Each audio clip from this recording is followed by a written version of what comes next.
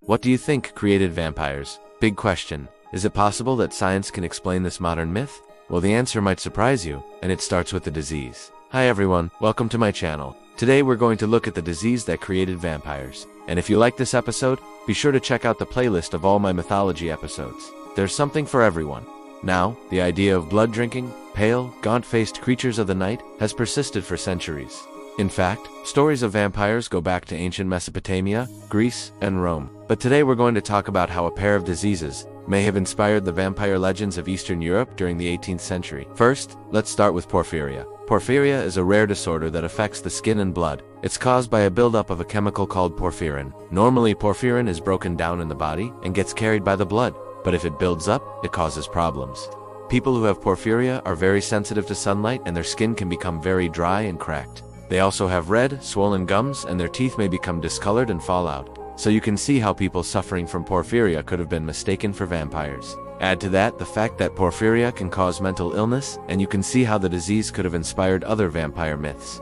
This is the first disease that may have inspired the vampire legends. If you're curious about the rest, hit subscribe and stay curious with me. But there is another disease that may have inspired the vampire myth, and that's rabies. Rabies is a viral disease that affects the brain. It's spread through the saliva of infected animals. If you're bitten by an animal with rabies, the virus can travel to your central nervous system, and then it replicates and spreads to the rest of your body. And here are some of the symptoms of rabies: fever, anxiety, confusion, hallucinations, paralysis, and finally death. Here's where things get interesting. When a person dies from rabies, their muscle will contract, their jaw will tighten, and their eyes will bulge. Now, remember, this was before we understood how the disease worked. So it must have been pretty scary to see someone reanimated after they died, right? This would have led to the belief that the person was a vampire, especially since rabies also causes an increase in salivation. And so you have the classic vampire, the reanimated corpse with a taste for blood. So how did these diseases affect people in the 18th century? Well, it just so happens that the 18th century was when both of these diseases were at their most deadly.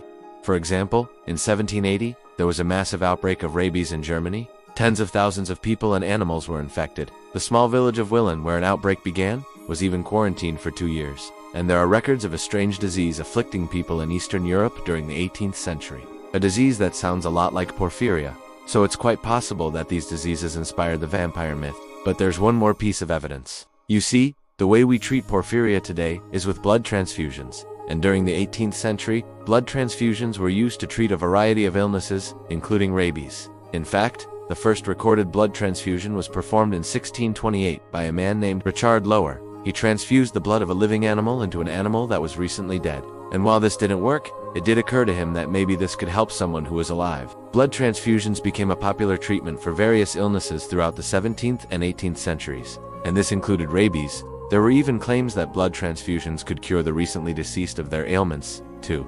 Imagine this scene. It's the late 18th century, and you live in a small village in Eastern Europe. Your friend or relative has become ill, and they seem to be improving, but then they die. But their loved ones don't want to give up hope. They believe that with a blood transfusion, they can be saved. But who will donate the blood? Well, perhaps someone who is suffering from a mysterious blood disease and wants to help. Or perhaps a stranger who wanders into town and offers their services. Or maybe a doctor who isn't afraid of a little blood. So the blood transfusion is performed, but it doesn't work. In fact, things only get worse. The person who has died sits up and drinks some blood. Well, you can see how that might inspire some fear and some legends. And maybe that's how the myth of the vampire began. Thank you for watching. Bye.